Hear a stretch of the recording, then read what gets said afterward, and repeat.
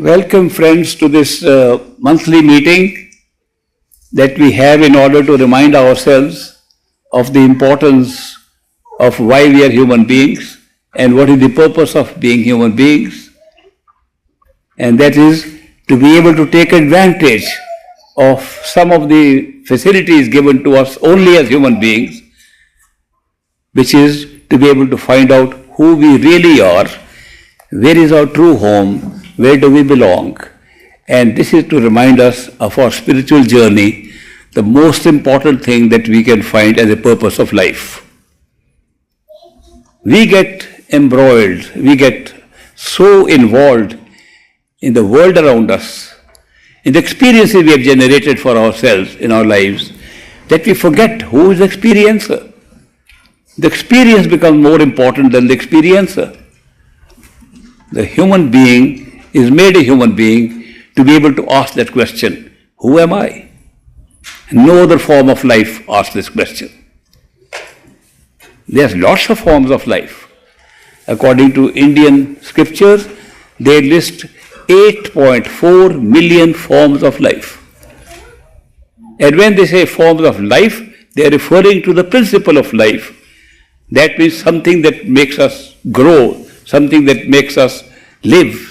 And that principle has been called by different names, sometimes soul, atma, whatever name you want to give it, a living principle. Something is making us alive, and we are taking different forms, 8.4 million forms, and out of those, only one form, the human form, has the capacity to ask a question, who am I really? They're taking a form. And that is why this monthly meeting is to remind us, have we carried out our task? Have we carried out the purpose of life to find out who we are? People asking me in emails and questions, tell us what is the purpose of life? I said, find out who you are. Isn't that an important thing? Why is it important? Because we know the form is very short-lived. Nobody lives nowadays even 100 years. And we are talking of life form that have existed for millions of years. Some say billions of years. Some say this universe is dissolving and reappearing again and again for way back billions of years.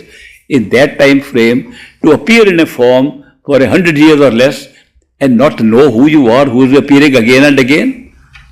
Who has appeared? That's an important question, and just to be able to find an answer to that question, we come and meet every month here to remind us. When we look at a human body, we say, what is inside this body? It appears that a lot of things inside, not only a lot of things inside, a lot of organs inside, a lot of tissues inside, a lot of states of awareness inside, a lot of energies inside. Look at the small body containing so much wealth of awareness and energy. And by the way, they are two different things. Sometimes we mix up. We start calling awareness as a form of energy. Certainly not. Energy is what makes you energize and function in a particular way. Energy does not give you awareness of who you are. No energy can give you that awareness. Awareness is to know, to have a knowledge of who you really are. And that is why in this body, we have centers of energy and centers of awareness. It's such a miraculous thing.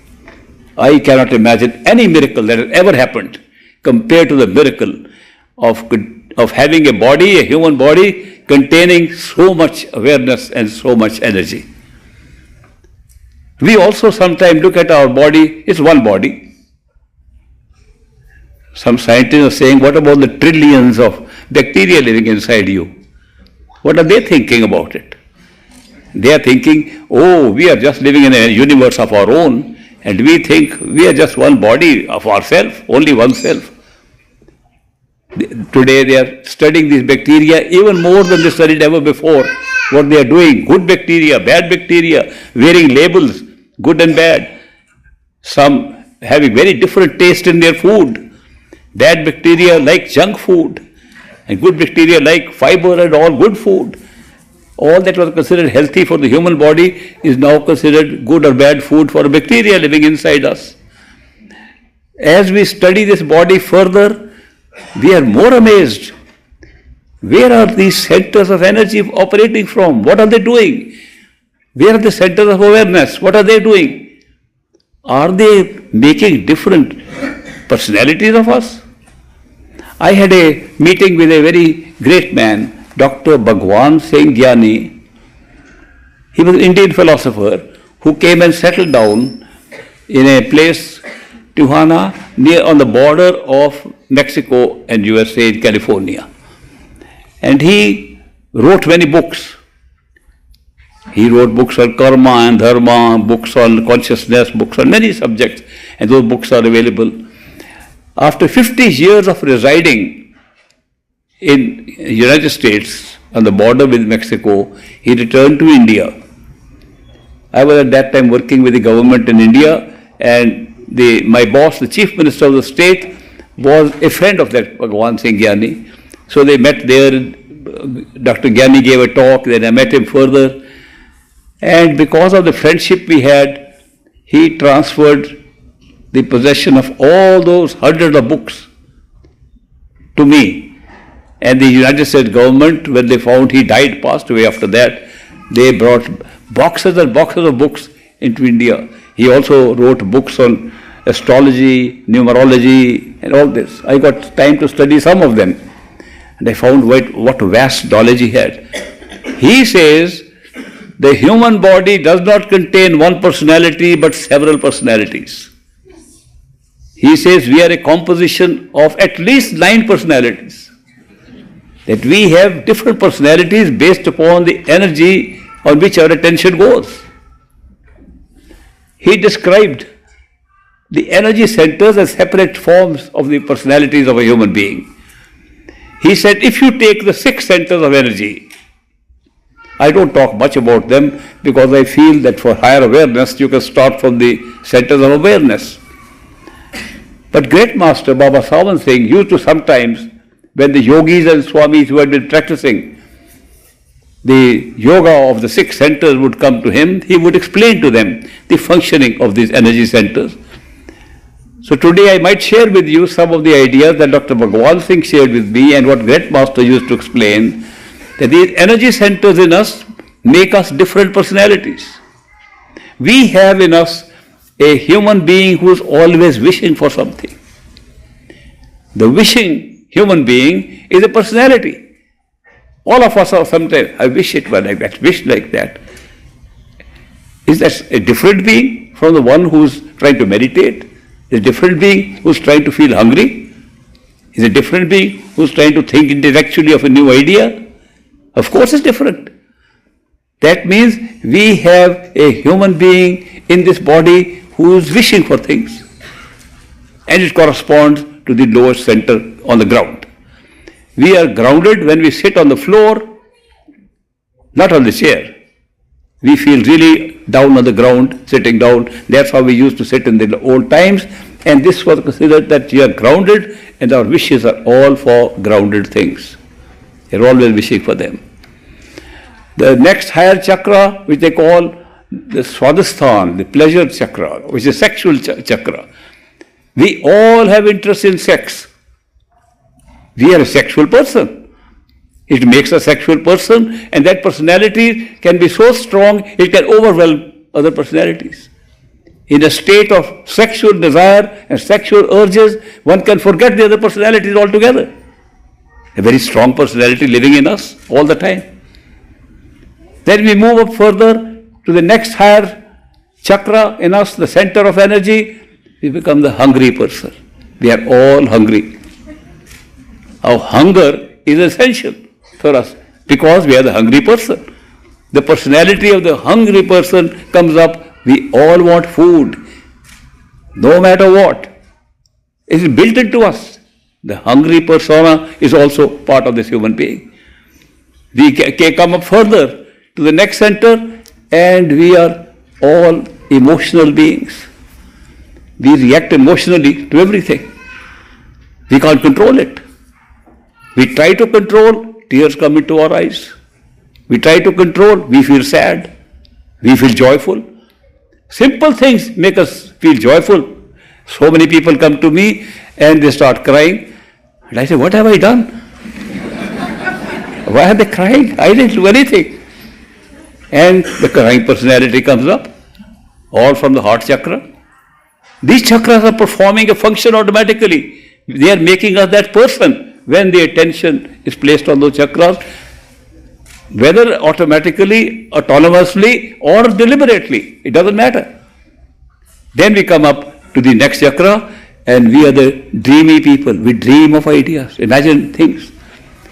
The dream sequences are arising from the Kant chakra, from the throat chakra.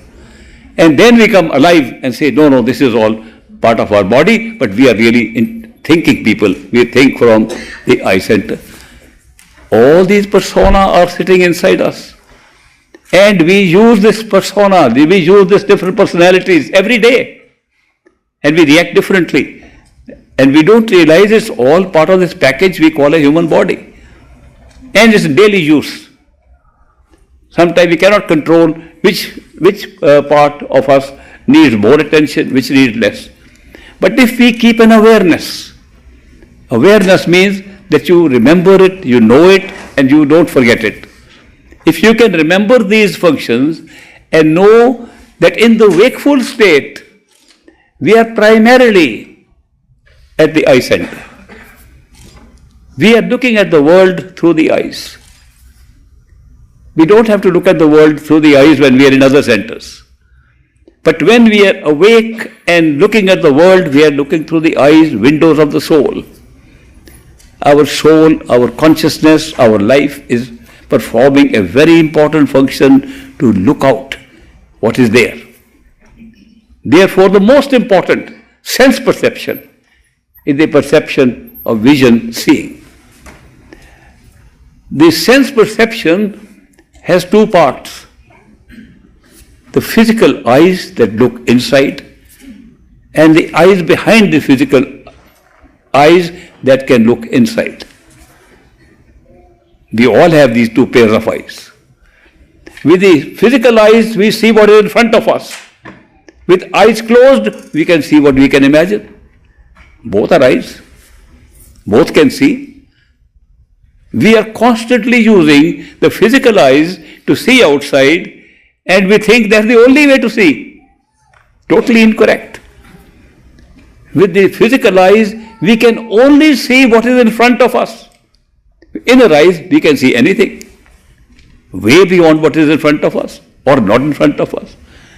The power of imaginative seeing is so great that there is no limit to it.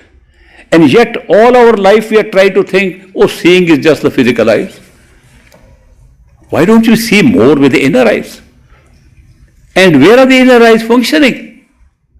Right behind these eyes.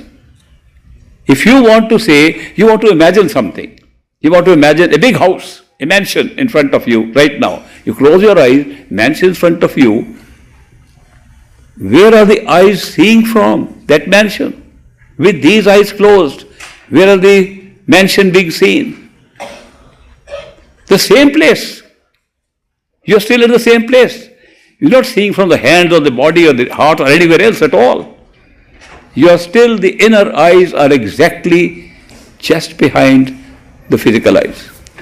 That's how we imagine and see things. Not only that, if you see something outside and close your eyes, for a moment you can still see what you saw outside.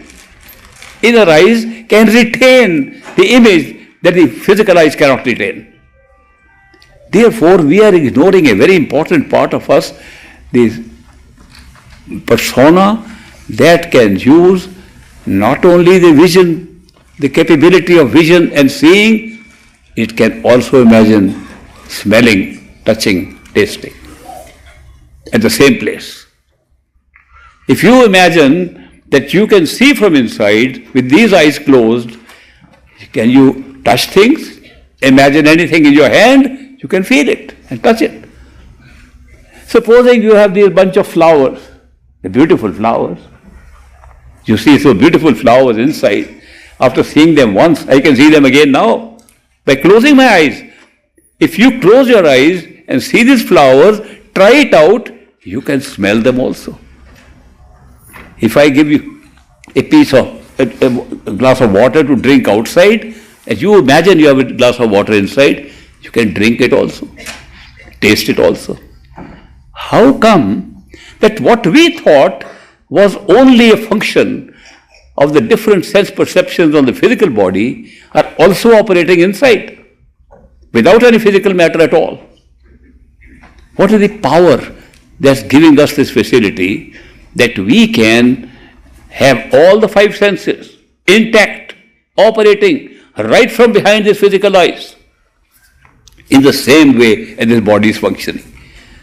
So we definitely have an inner body. How would you describe the inner body? You close your eyes and look at the body. Feel the body. Very few people do that. But when we want to know who we really are, that's the first step we should do. First step we should take to find out what is happening inside us. If you close your eyes, which they say meditation starts by closing your eyes, a good way to tell us, cut off what you're seeing outside. See what is inside with the inner eyes. When you see with the inner eyes, the one that sees with the inner eyes has all the five senses intact, has a thinking power intact, has the power to make comments on what you are seeing intact, and is alive. That means when we close our eyes, we are coming across our self, not the self of the six centers I've explained to you. A self that is not the six centers, is not connected with outside activities, but has the capacity of having the same soul, life, same power to think, reason, make comment, same power to see, touch, taste and smell.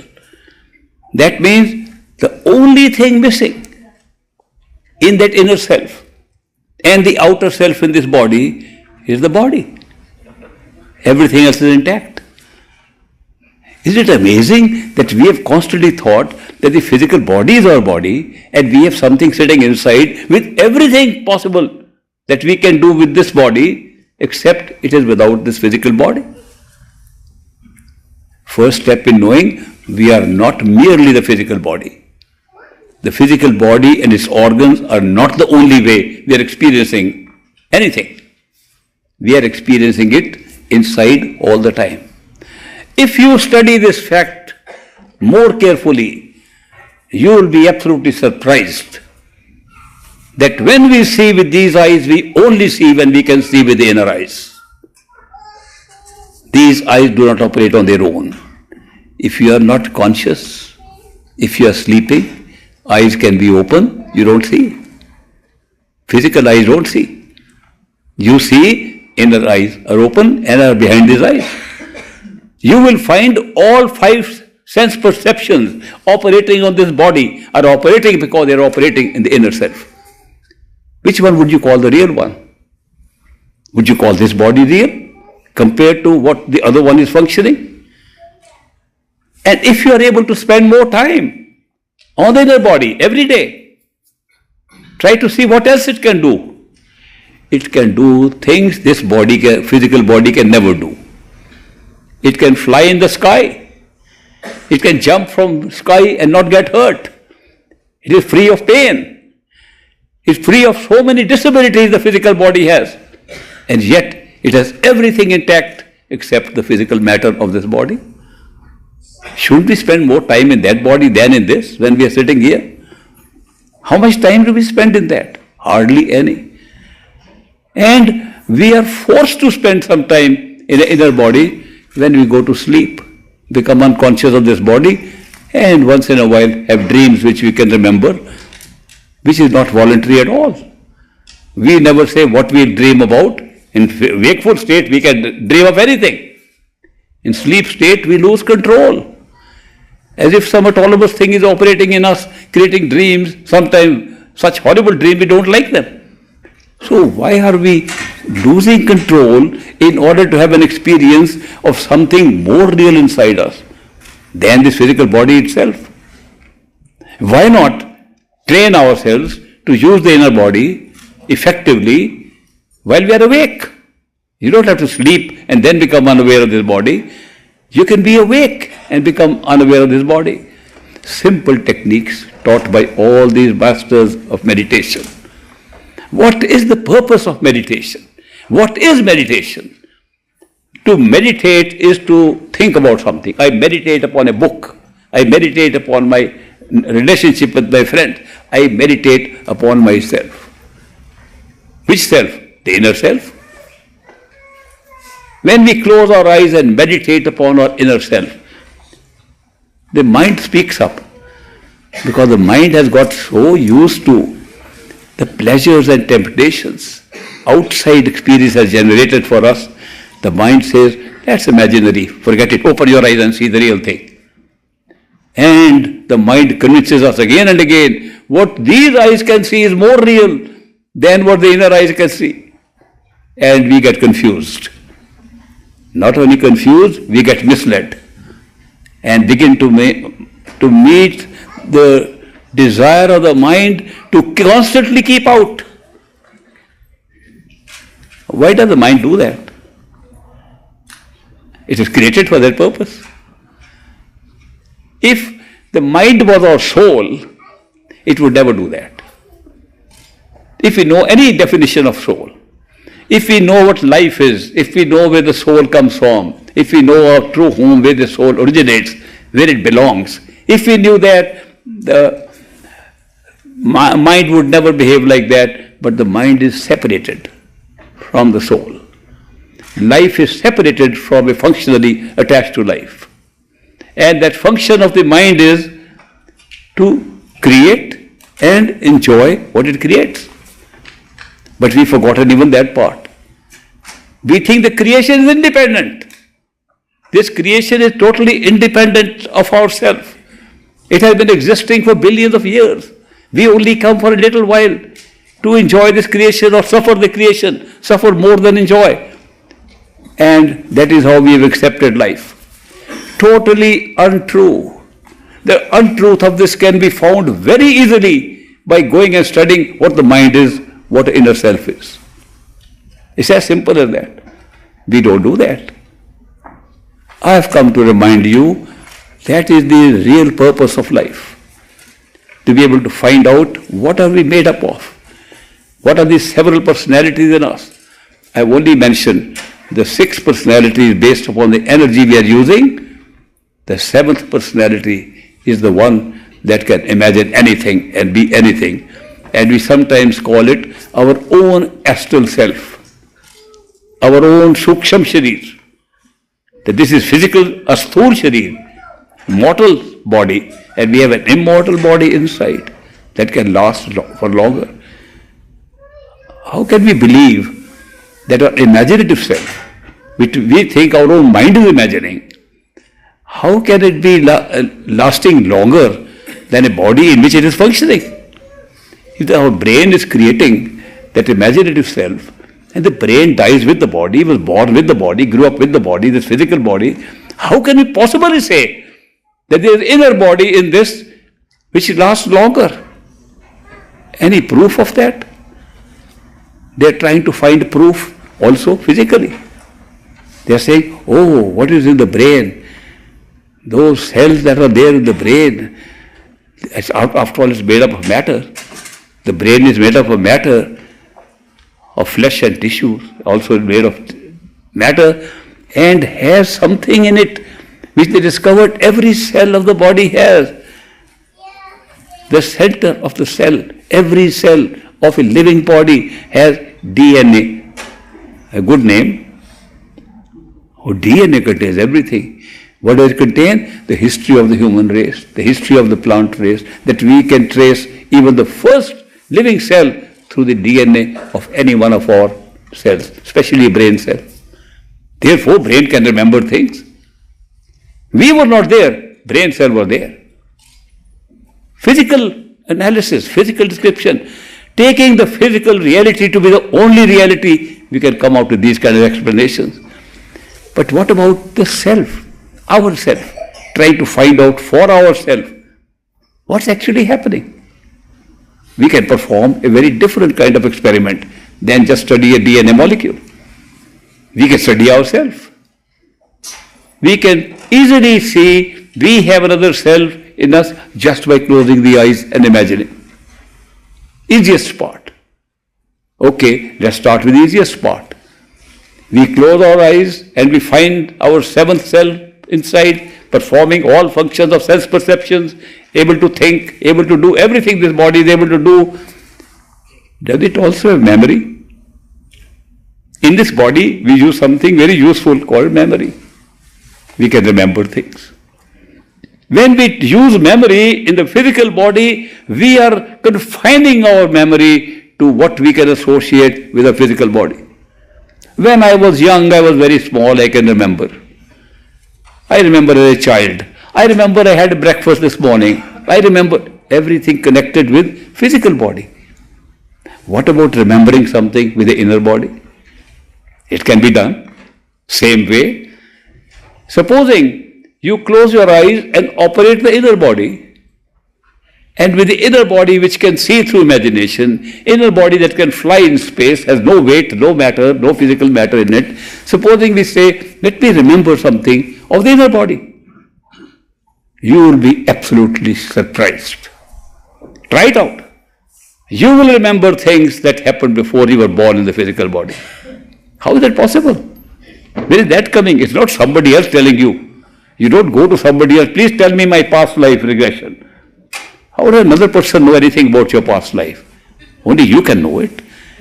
And it's not somewhere else outside sitting there, it's inside you. But if you have the time and the capacity to use inner body, which can be obtained very easily, I'm talking of the easiest part of discovering yourself. If you can do that, you will see, if you remember, where did you have that ability to fly? That you're flying now in the inner body, in your imaginative self. When did you have it? What are the circumstances when you had it? Do you remember when, how often you did it? And put these dates back. You start remembering things that happened way earlier, 400 years back, 1000 years back. You remember strange things which have no connection with the physical body outside. Yet they are your memory, not somebody else's. You are remembering something. That is giving the clearest proof that what we think is totally imaginary pre-existed even the birth of this body. Of course, that is not the only way to determine that.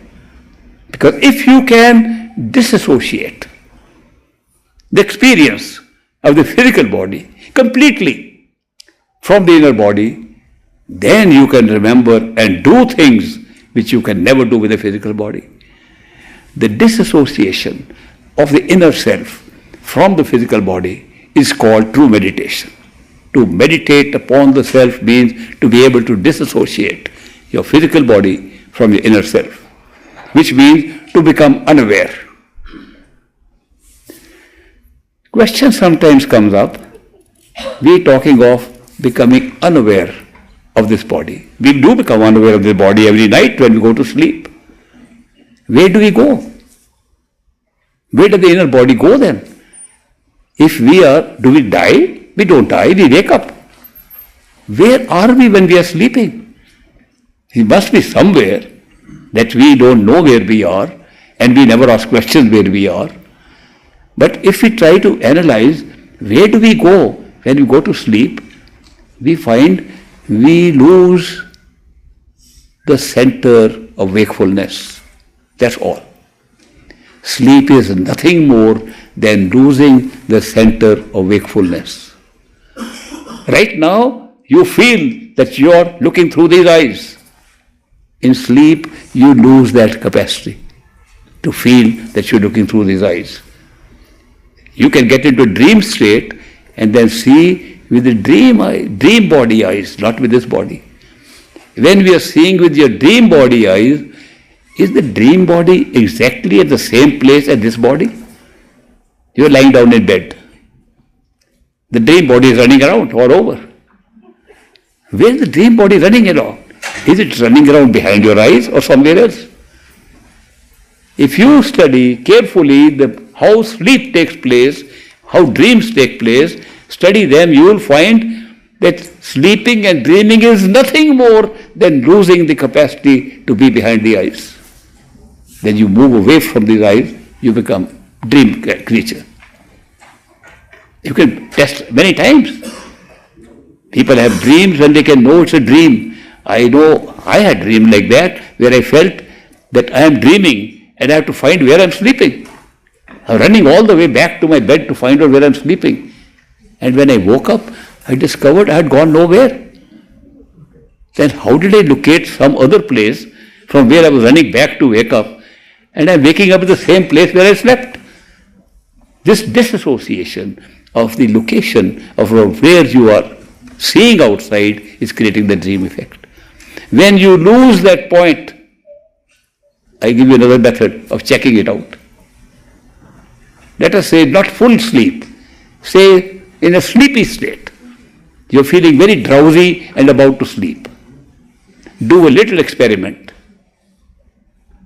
Close your eyes and you're dreaming or you're about to dream, still aware of this body.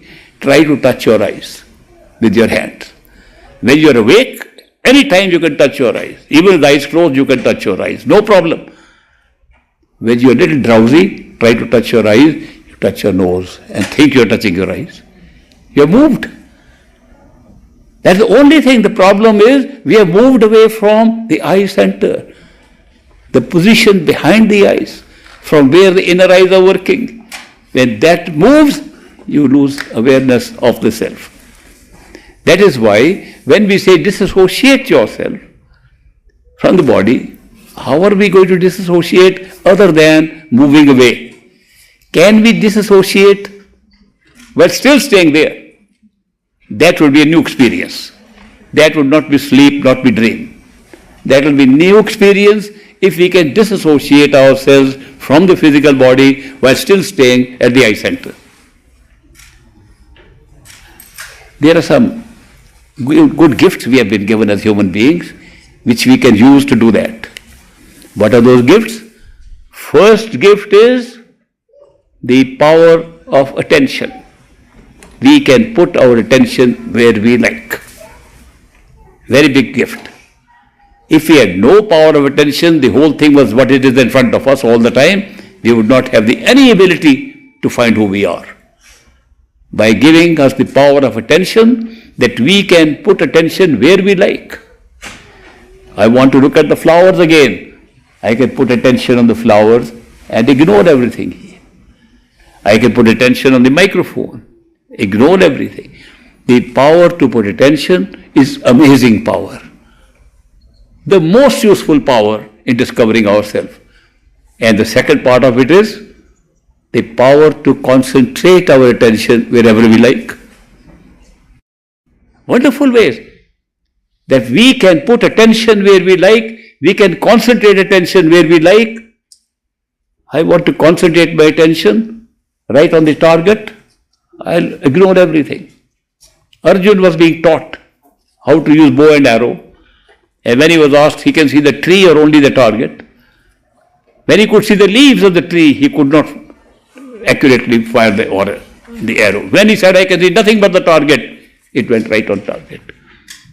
Power of concentration of attention can actually squeeze away the awareness of what is around it. Now imagine the capabilities we have, that we can put the same attention we're putting on flowers and this thing and outside on targets, we can put the same attention on ourselves, on the inner self. If we put the same attention on our inner self and think of nothing else but the inner self, what would happen? Gradually, we will not know what is happening around us. If you stay longer enough in that exercise of concentrating your attention on your own self, you will gradually not know even the physical body. But not all at once.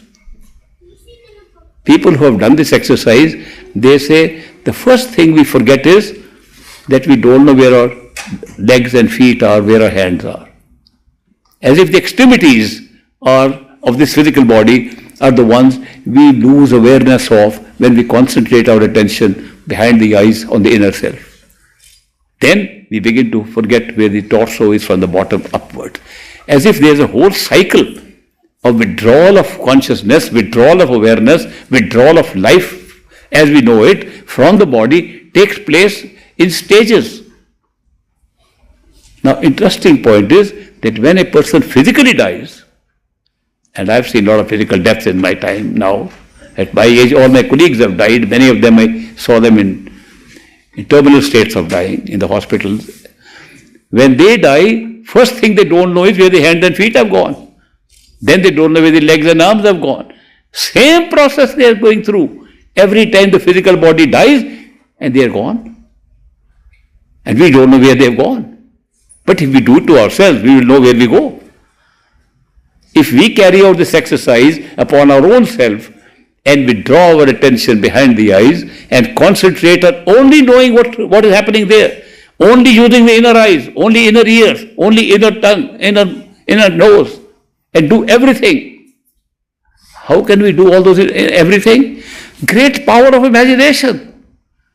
We can imagine we are walking on a street. We can imagine we are flying in the sky. We can imagine we are eating food. We can imagine we are smelling flowers.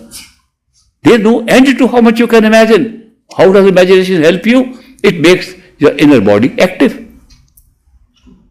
And don't go by the misleading idea of the mind and the comment making. This is all imaginary. For a moment, allow that thought to go away and study what is happening actually. When you concentrate your attention to that extent by imagining all activities taking place with the inner self, you will notice this body will die like it dies in physical death. But really it won't die because you're not moved from the third eye center. Therefore, you are still quite intact in this body. Gone nowhere. Awake. You are fully awake in this body and fully awake in the inner body. Can you imagine? Nothing has happened. You're fully awake, this body is functioning exactly as it functions when you're alert. Inner body is functioning exactly alert. Only thing that's happened is you have, by power of concentration your attention, put the whole attention on the inner self and withdrawn your attention from this body and become unaware of it. This is disassociation of the physical self with that. It's a wonderful experience. Because then the inner self can remember all its past lives without going to any other person to tell us, who was I? When I asked these people, do you find out who they were?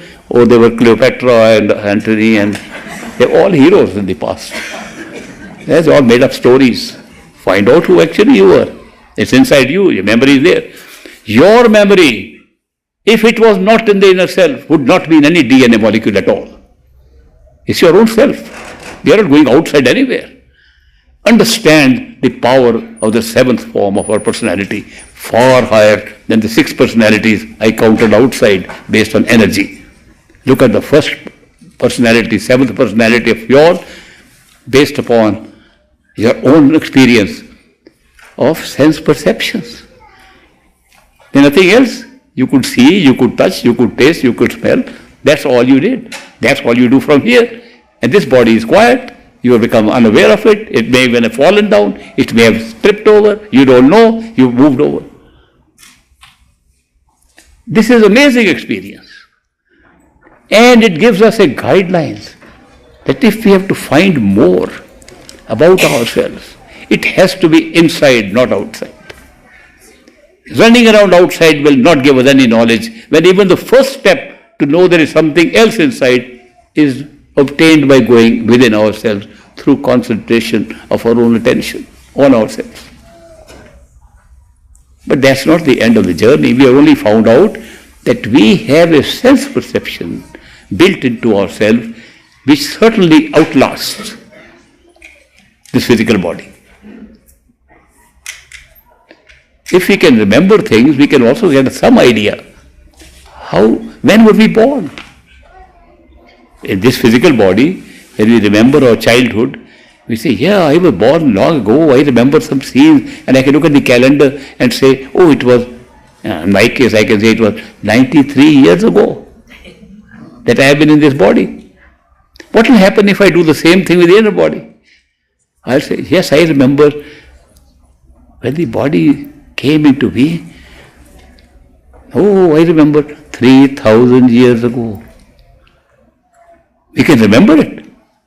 Not somebody else suggesting to us anything, discovery from our memory. Don't forget, we are using memory all the time for everything. If we did not have memory, we don't even have the life experience, I can tell you. I often quote this and people get a little surprised that we think we are living in time. We are not living in time, we are living in memory. The concept of time is being given by memory alone.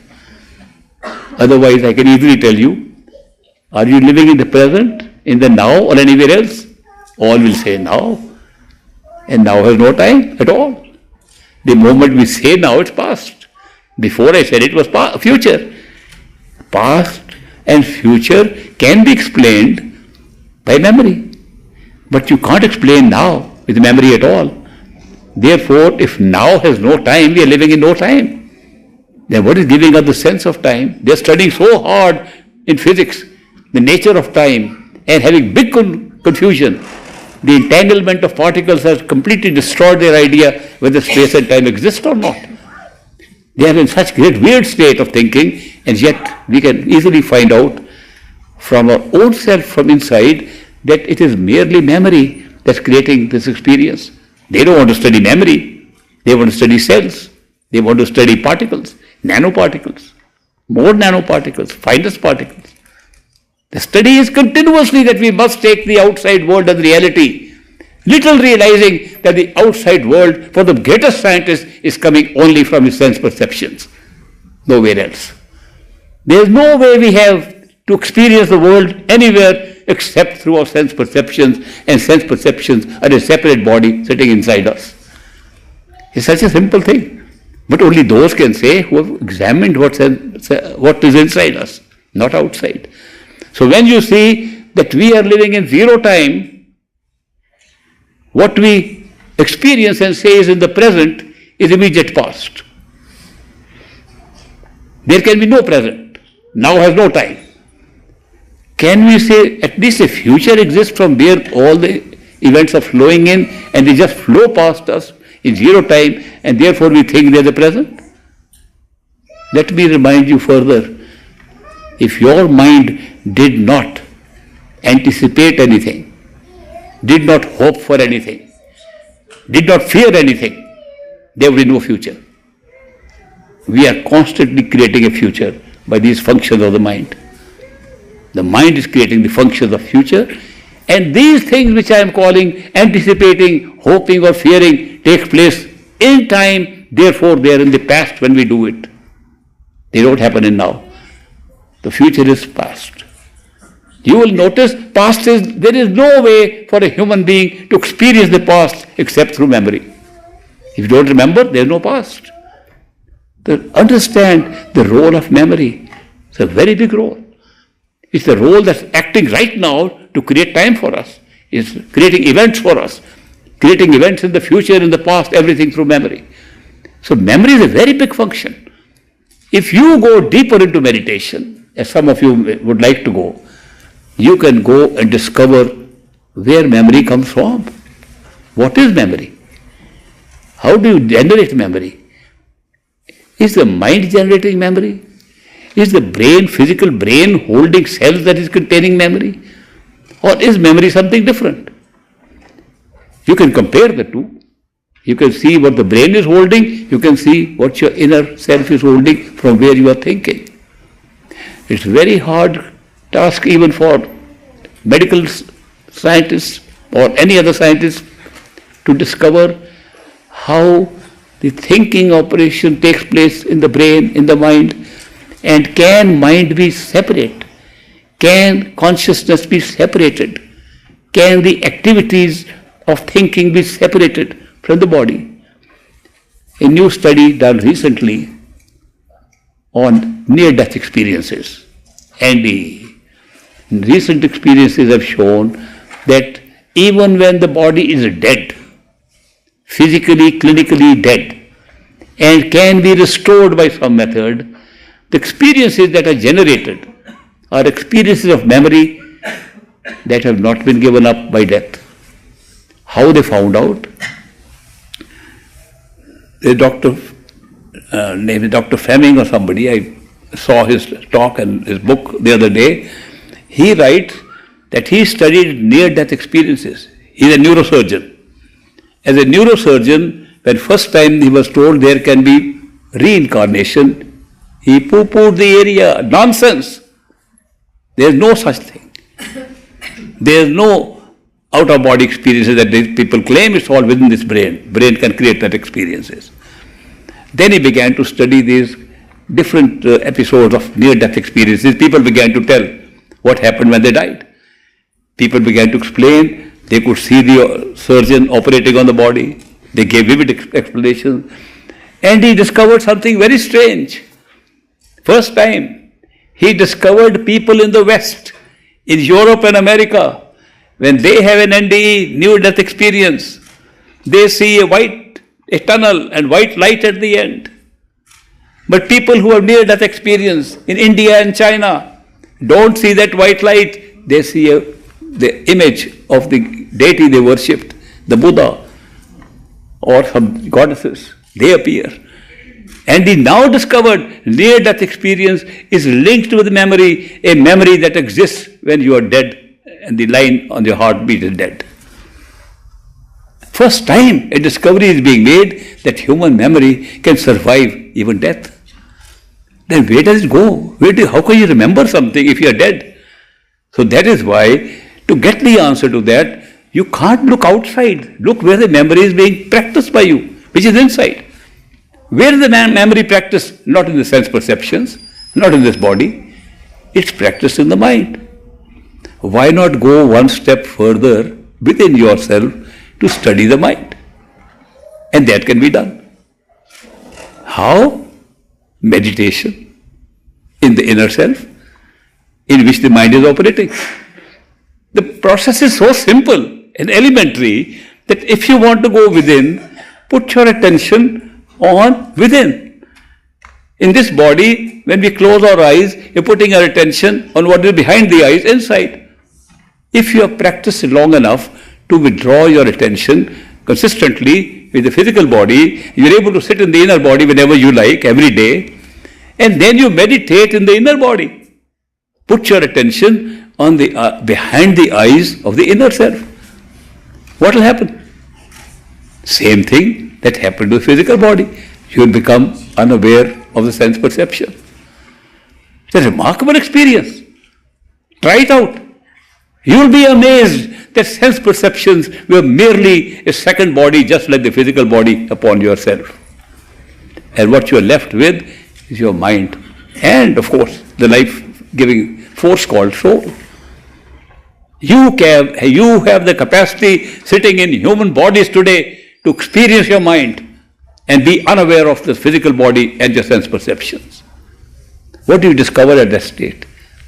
You discover how memories are being manufactured inside by the very thing you call mind. The mind manufactures memories, and those memories are becoming our life here. We say, where is my destiny coming from? I can tell you the exact place where it is being made. And how does destiny vary so much? How can we have different destinies in different people?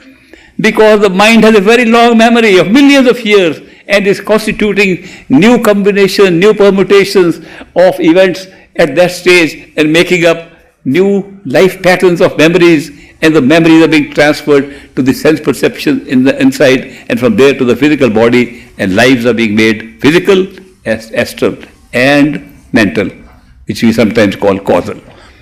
From a sthul sharir, physical body, we go to suksham sharir, astral body, we go to causal body. Karan sharir. Rightly called Karan and causal, the experience that we are generating here is all made there. First time you will realize there is no outside existence at all. It's all being generated from the power of consciousness within you. Before that, you can't know that. Before that, the world looks too real, created by the memory of a past, present and future. It's remarkable how this creation takes place, and yet you have the power to discover how creation is created. And nowhere to run to get to find an answer within yourself. Well, I would be very happy if that were a great destination for a spiritual journey. And a lot of people are happy with that. A lot of people are thinking, if we can reach that state, we have attained complete moksha, liberation from everything. And actually, when you find out this is all a made-up stuff, it's a liberation. But it's still not knowing who you are. Is the thinking self that you have discovered the power of memory making? Is that yourself? Or are you the life that is making it happen? There is a possibility to go even beyond that. And I can tell you, very few people I have met in life, very few people, who are able to describe the process by which we can go beyond our own mind into discovering what is the soul, what is life, what is making everything work. Very few people have done that.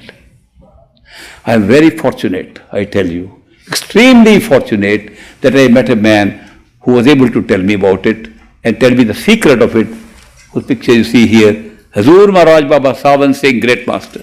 I call him the greatest master because of what he could share with me. And he shared the wonderful knowledge that there is no practice available in the world, no meditation available in the world, no matter what people are saying, that can take you beyond the mind. Because all practices are being practiced by the mind. When you say, I'm going to do something, you are doing it to the mind. There's no other way. The ego, the face of the mind, which creates an I in us, which separates us from everybody else. If we didn't have the I, we would all be one. But the I separates us. Great separator. The ego is the greatest separator that I have ever found. I know this, therefore you are separate. Everybody is separate. I have an I in me. When you have an I, the I meditates, therefore meditation keeps you in the I. If I does not meditate, who is meditating then? You don't know anything at all. Therefore, all meditation of every kind, no matter what religion, no matter what yoga, I have tried so many yogas myself, they are all based on I meditating. Therefore, they are confined to the mind. None of them can give any idea of the reality of our soul. But great master says we can find the soul. How do we do it then? Is there a method to do it? No. All methods are designed by the mind. Is there a way to do it? No. The way is a mental process. Then how can we do it? He said there is a simple thing going on in our life which makes it happen. And the simple thing is, when you want to do something, it makes you put in an effort. Whatever makes you put in an effort is a mental thing. You can't put any effort without your mind saying, I want to put effort in it. If you are doing meditation, you are doing it with your mind's effort. Therefore, it confines itself to the mind. But if something is happening in your life here, where you don't put any effort, then that could give an indication what could work elsewhere also. And one thing that we get without putting any effort is being pulled by love when we fall in love with anybody. No effort. People who have fallen in love know that they were never putting any effort, it just happened. When you are pulled by love, it is not an effort. You follow up on that, you make effort. But the pull of love is without effort. It's a pull, it's not a push. Meditation in all forms is a push. Love is a pull. Big difference. And we all in the physical bodies experience love. In fact, there is something in us which we can't define very well, which constantly says, I want to love and I want to be loved. Where is that coming from? We are all having it. I want to be loved and I want to love. Where? It's not mind. It's not thought.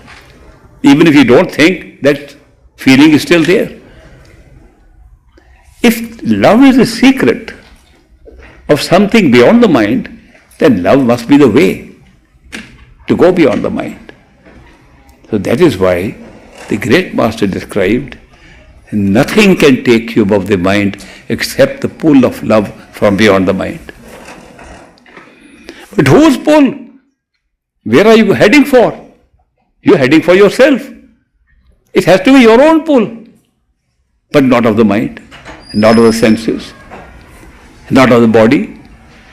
Then where do you find a pull of your own self pulling you to pull you beyond the mind? That's a very, very interesting subject to see where can we find a pull of our own self pulling us ourselves to a realization beyond the mind. It has to be our own soul, our own thing that makes us immortal, living thing. We don't know its nature at all. It cannot be described physically. Love cannot be described physically. Emotions can be described. Physical activities can be described. Sex can be described, but not love.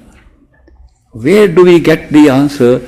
Can we have love of the self pulling us? The answer is very deep. The answer is, if the mind creates all the images, if the mind is really creating through memories or experiences outside, do we have any control over the mind to generate an experience outside in which we can see our own self even outside? That would be a good solution. If we could see our own true self, our own soul, outside of ourselves, generated by an experience of the mind, that would be wonderful, because then we can say our inside is pulling us when we apparently would be seeing outside.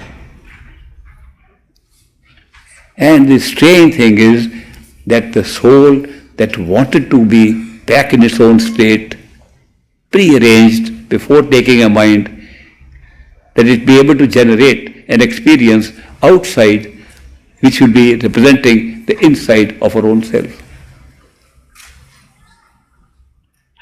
What kind of experience would be that? That we could see outside something that really is representing our inside. The amazing thing is that thing that went outside is called the appearance of a perfect living master in our life. Very strange to say that we are talking of a human being, another human being, and calling him our own self. It doesn't make any sense to the mind at all. But will it make sense if we really study this further? Yes, because we find that when such a person, a human being, appears in our life, he appears and something happens to us which happens when we fall in love. Very strange that we are having an experience that we feel there is a pull coming and we can't explain it. We try to explain it. Oh, he's a good teacher. The mind likes teaching. He's a good teaching. But sometimes we don't agree with the teaching. We still feel the pull. I recall, and I often shared with you, the experience of a professor who came to Great Master, and Master, I have come to tell you that what you are teaching people has no evidence to support it. There is no such conduct, true home. There are no inner stages of life. There is a physical life, the only thing. All evidence we have scientifically is this body is born from nowhere, dies and finishes. There is no consciousness being retained after that. Why are you misleading these people? Go with the science that is available today. And Great Master said, Professor, I appreciate your honest opinion, but your experience is different from mine. My experience has shown me there is something more. Therefore, we can have a disagreement on the experiences we have had. But I appreciate your honesty. The professor went away. Next week he was back. And he said the same thing to the master again. And master said, Professor, sir, I told you last time, our experiences are different. So we are talking of our own experience. We are not experiencing somebody else's experience. Therefore, we can have different ideas based on our different experiences. But I appreciate that you came again to tell me. Third week he was again back. And the master said, Professor, you came 2 times earlier to tell me the same thing. Now you come 3rd time. What's the reason? He said, I don't know, but I'd like to come and see you. What is that? The man is disagreeing completely. The mind is completely disagreeing with what he's teaching and is still being pulled. He became one of the finest disciples of great master. And I remember him very well because I used to meet him often. He's a family friend. But I am only saying, where does this pull come from? Why should it come from a human being? Why not from a tree? Why not from a bird? Why not from the spirits? Why not from the air? Simple answer is, if it came from any one of these, the mind could beat it down. That's not it. The mind is superior to all of them.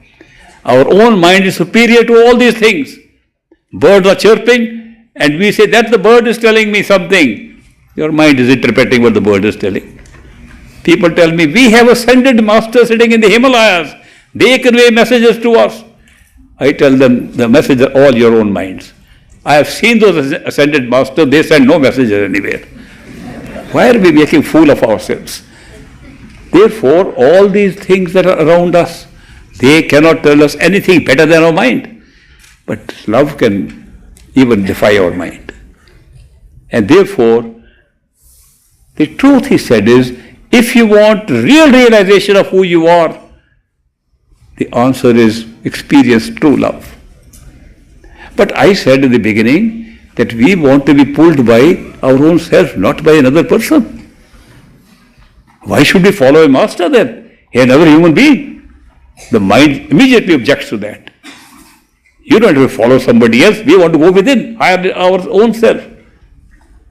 Master say, go as far as you can. And then we make all the effort, use all our mind, and discover the functioning of the mind. And discover the mind made up everything, including the master. He was not independently born somewhere. We made it up. Why did we make it up? Because the self wanted that to happen at a certain time of the experience. We have come here in this world, seeing it from that point of view, just to have a different experience. We have come into the causal world of mind to see how mind can generate experiences of everything. A creative power unlimited. It has created millions and trillions of different forms of experiences. They are all experiences generated in time and space. Time and space is generated to put experiences in it, and that's what we are experiencing. This knowledge only comes when you see the functioning of the mind as such. But when you cover it up with sense perceptions, it looks like it's all made somewhere else. Because we can't imagine we are making it up. When you cover it second on a physical body, we're completely thrown out from that knowledge. And we say there's a big world here, we're living in time and space which is all real, and we come for a short time to have some good karma, some bad karma. We are all bound by karma. What is karma? Karma is merely classification of events that happen here. And we say some is good, some is bad. Events are happening here, and we have a good explanation. In India, anything bad happens, it is your bad karma. Finished. No more argument what to do with it. Oh, I won a lottery. Oh, good karma. What a great theory of karma. It explains everything. Whoever invented it, I congratulate that person to develop a law of karma. But karma is a very essential thing for the mind to function. When the mind functions in time and space, it generates events and places them on a timeline. Time is created all at once. It doesn't flow. We think time is flowing through us and therefore we are experiencing it. If you go inside in meditation, you discover the reality of time. Time is just created by the mind to put events on. And we move on timeline to experience those events, and we think that the future is unknown. A lot of people can tell what will happen next week. I remember a lady came many years ago. I met her at the Spiritual Frontiers Fellowship or some meeting, and she had dreams that she could see what will happen next week. And she used to record them to see if they really happen. And they would really happen. Now when such a thing can be recorded like that something will happen in the future next week, obviously there's something next week that can be predicted earlier. That means the events that are going to happen, could they be sitting there somewhere to be experienced earlier and then go there and find they are really happening? That's what she recorded. When she met me on the East Coast, she wanted to come and meet me again and discuss true spirituality and not merely the dream that she was having. And I made an appointment. I had just come to United States and got a little job, and I was working in a small office. And I said, I will meet you in that office, small office that is there in Oak Brook or somewhere here. And she said, okay. I gave her the time. As it happened, I was working with two partners and we suddenly made a lot of money. And my partners wanted to show off. So they bought a big stretch limousine, big car. And they said, don't meet that lady in this little office. We'll meet her in a hotel, 5-star hotel, Hyatt Regency. That lady had a dream 1 week before the meeting that she has come to see me, and she's waiting in a lobby of a hotel. That's the dream she's having. Lobby of a hotel, and I come in a stretch limousine, and I get out, and I say hello to her. And she's surprised. How come that he is in a big car like that and meeting in a hotel?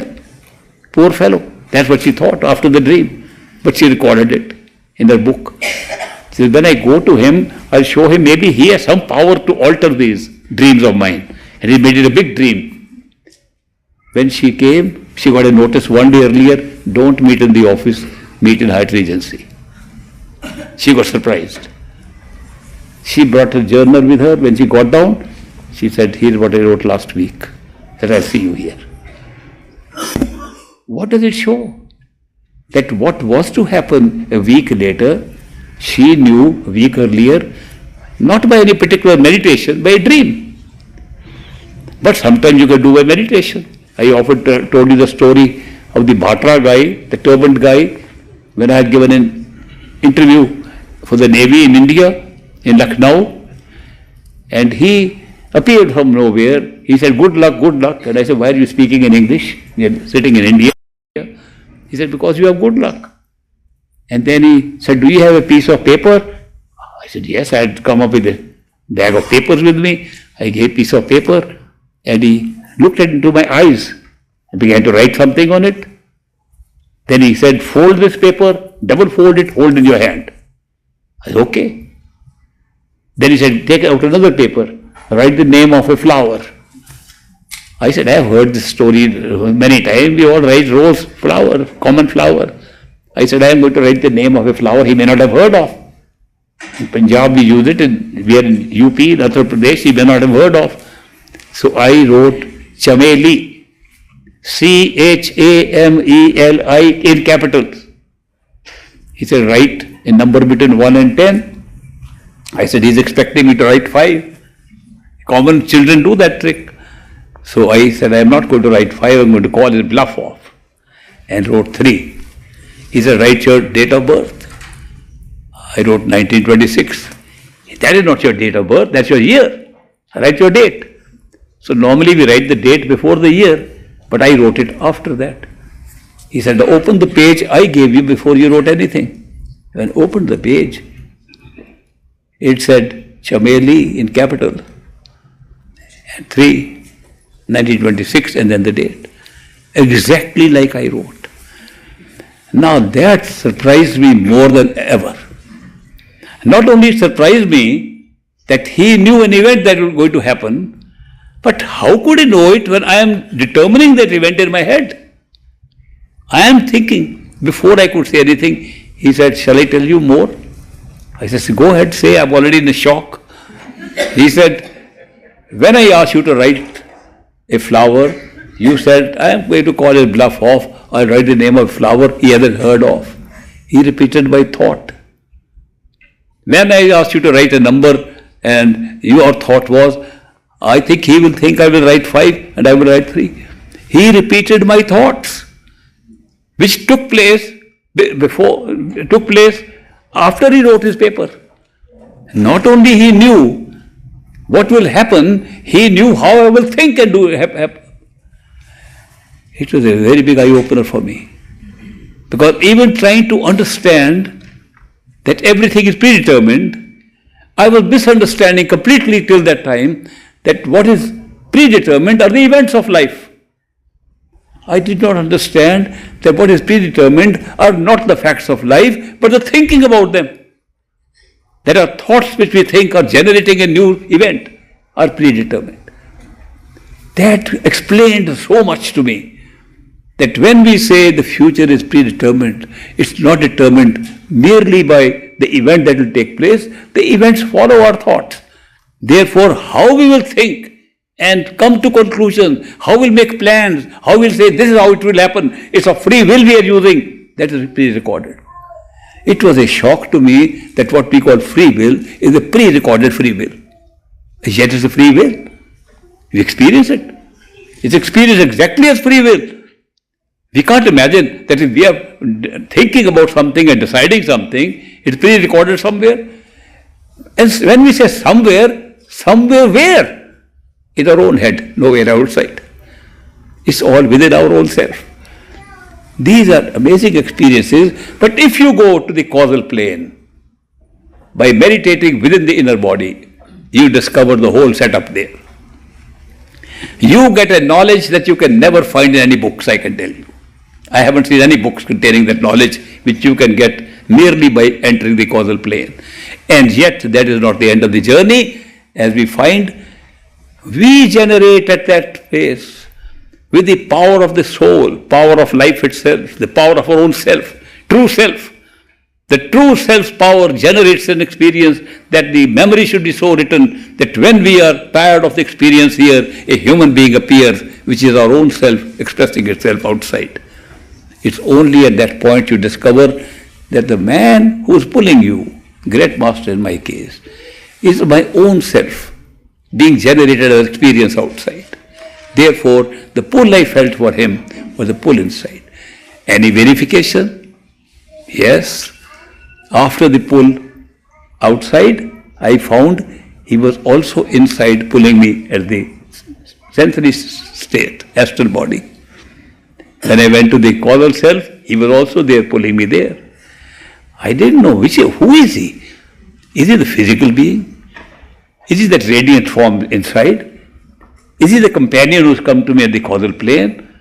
Or when his love pulled me and I could forget the mind, become unaware of the mind, I discovered myself that it was he himself and I was the same.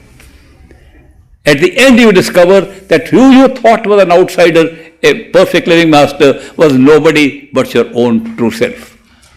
And this experience has been generated as the most beautiful way that when we are tired of the experiences generated by ourselves, which we call our destinies, when we have had enough of it, the soul has predetermined, if we can call it predetermination, because there's no time there, if we can call it, because just for understanding, that if the soul has predetermined, I want to have the experience this far and not more, on the timeline, the mind will generate an experience of meeting a person who we call perfect living master, a teacher, great eminence, enlightened being, whatever we like to call, is merely a name given to our own true self. Our own true self is pulling through all these experiences we are going through. What a wonderful thing to know and to share. I am sharing something with you. I am sharing an experience of which there is no equal at all. And yet, we are all wanting to know who we are. The method to know who you are is go within yourself, more within. If you are seeking to go to your true self, I can tell you with certainty, a perfect living master will appear in your life. You can't find him. You can't find him because if he is going to be that person who, from where you experience that kind of love, he will be an ordinary person. You cannot love an extraordinary person. I give example, if an extraordinary being came into this hall today and was flying in the sky, that's extraordinary. We can't fly and hear a person flying. What? We will all look up. You will forget me and my talk and you look at that guy. Why is he flying up there? And many of you will say, there must be some string, some arrangement he has made. It's just a circus show or something. Some will say, maybe he had learned some levitation, so some yogic practices, and we could only hop a little bit when we practice. He's master of that. Therefore he's gone up. And some will admire. Some may even start worshipping that person. We can admire, adore, worship, praise, not love. Love will not come. It's too different from us. If he falls down by chance, supposing he falls down here, we'll all rush to him. First sign of love and compassion will come if he has fallen down. He's like us. Don't forget, love is experienced by a human being, from a human being. The rest is attachment. Attachments can be to the house, to your children, to anything. Attachment is different from love.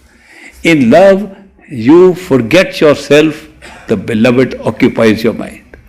In attachment, you are more conscious of yourself than of what you are attached to. We call both of them love, but love is not that. Therefore, imagine that when we have that experience of love, it's a way to go back home.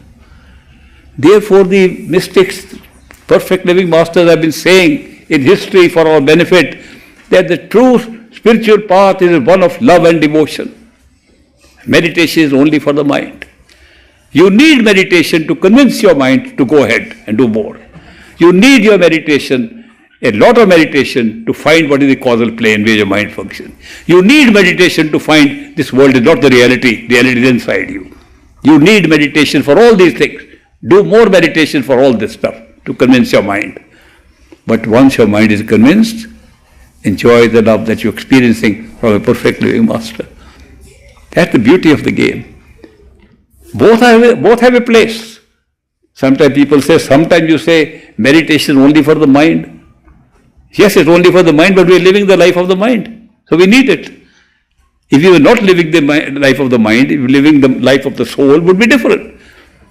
Because we live the life of the mind, we have to satisfy the mind, go beyond the mind, and therefore what the mind requires is more effort, more meditation, more struggle. Go through it till you find it's useless to do it because you don't find the soul that way. So therefore both things have their place. The love that we experience from perfect living master is a very different love that we have been experiencing from people here. Main difference is that the love of a perfect living master is totally unconditional and non-judgmental. A perfect living master never judges how good or bad we are when he expresses love. He is coming to us, he is coming to love us and to make you experience the real love because you are a marked soul who said, my time is right to go back.